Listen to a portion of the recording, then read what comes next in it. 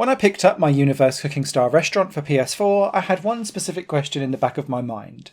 Have cooking games moved forward at all since the premium height of WiiWare Shovelware, where everyone was a Cooking Mama spin-off, but did the exact same thing of quick-fire mini-games to do certain parts of the cooking process to score stars to get your cooking over the line?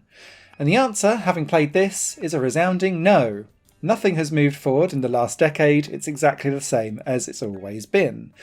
And in some cases that's fine, because it's pretty much what I expected.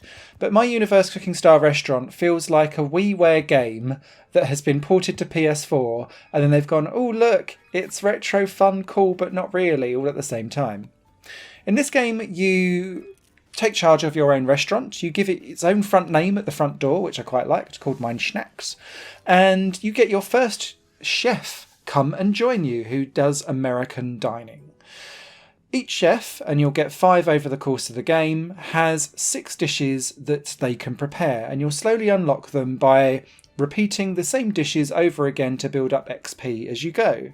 Each dish is divided up into several little mini-games, so it could be chopping some onions, it could be grating a potato, it could be putting some meat into a pan and kind of rotating it around, or flipping a pancake by pressing X. It could be weighing out ingredients. It could be popping things into a deep fat fryer and waiting for them to reach the surface and then scooping them out. The mini-games are relatively varied, but they are up against some very strict timing. And this requires you to be on the ball and very specific and dedicated in your actions. If you don't chop the ingredients on the actual dotted line that it tells you to, you don't get the happy sound and you don't get marked nearly as well as what you would do if you did it perfectly. Similarly, if you take too much time, you'll only reach a certain level of quality within the time limit that you get, and then anything you do afterwards to complete the challenge doesn't really count towards it. And if you take too long, the quality starts to decrease. Each minigame is then given 1, 2 or 3 chef's hats, and then you'll get an overall rank for your dish by the time you've completed all the minigames. The minigames initially seem quite varied and fun, until you realise that these 30 dishes repeat the exact same minigames almost entirely throughout its entire duration of the game, just with slightly different themed restaurants and ingredients, which just means colour palette cleanses or a couple of asset changes, because after you get the American chef, you then get the Indian chef, you get the French chef, you get the Italian chef, and then later on the Japanese one. And whilst this does give you, gradually over the course of the time, more dishes for your patrons to ask for, fundamentally it's about the same 12 to 15 maximum mini-games that you'll just be repeating on tap over and over and over and over again, to the same tight timescales, getting slightly tighter if you get some of the more complicated dishes later in the game. This leads to fatigue. And it's nothing to do with the fact that it's lots of little tiny mini games and you're just pressing buttons, rotating sticks, and timing of events, that kind of stuff. That's all fine, but it's just the sheer narrowness of the scope of this game for the price point is really out of sync. I'm so glad I bought this at 75% off, because then I don't feel cheated. But if I'd have paid more than £10 for this, I would have felt cheated.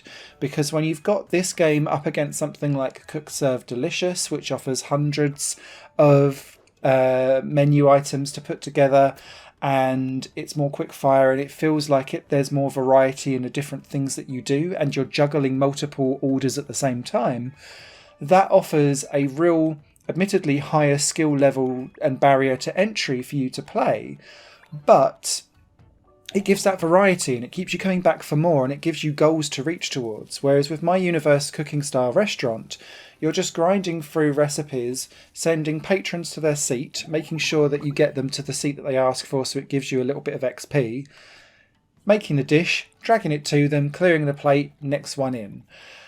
It gets very monotonous very quickly, and whilst you can complete this game in probably about 6 to 8 hours, I recommend you doing it in very short, sharp chunks of a few meals per day, because anything beyond that you'll be bored out of your skull. Whilst I quite like the aesthetic, it does feel like WiiWare on steroids, or maybe a Wii U game. Outside of that, it's very, very basic, and I did run into some odd glitches where it would quite often say that I'd got 3 stars for something, then award me 2, or the actual end scoring screen would glitch out and I wouldn't know what I'd got, and then find out later that I'd scored 2 or 3 hats or whatever it was later on. It seemed really weird. And this was constant throughout my entire experience. It just kind of left me go, I'm confused. The other thing I'd say is that because the timing is so tight, that this game is blatantly aimed at kids, but I don't think kids would necessarily appreciate having to be so tight to getting 3 stars on everything. And that's really the main difficulty. It's not the actual controls you do, it's just you're allowed like a split second to go and press a button or move your knife to a specific area. And the leeway just isn't really there. So yeah, interesting game. Glad I got it for a very, very cheap price. Would I recommend it to everyone? Probably not, no. But it scratched an itch that hasn't been scratched on the PS4 particularly very often outside of the Cook Serve Delicious franchise and a couple of other games. Interestingly, I've just bought for a very similar discount price Yum Yum Cookstar, and I believe this is a rip-off of Cooking Mama, so it'll be interesting once I get around to playing that and reviewing that versus this, which one wore it best or cooked it best, I guess. And I have a funny feeling it's going to be none of them. Anyway, written review will be over on highplayinggames.com. This one comes with an extreme health warning if whether you want to get into this game or not. And I feel like probably the whole My Universe series feels like this style of game that should have been on a Wii and maybe expanded on now that we've moved on a generation, and it hasn't. Feels like it's general tropiness throughout the My Universe series of games. Take care, everyone. Bye-bye. Higher Plane Games is part of the Higher Plane Network, a completely independent media outlet supported by people like you. The goal is to create the best possible content that cultivates a richer indie scene for games as well as music and entertainment. To find out more and to get involved, visit patreon.com/Higher Plane Network. Your support makes all the difference, and in return you'll gain access to bonus content and downloads. Thank you for watching.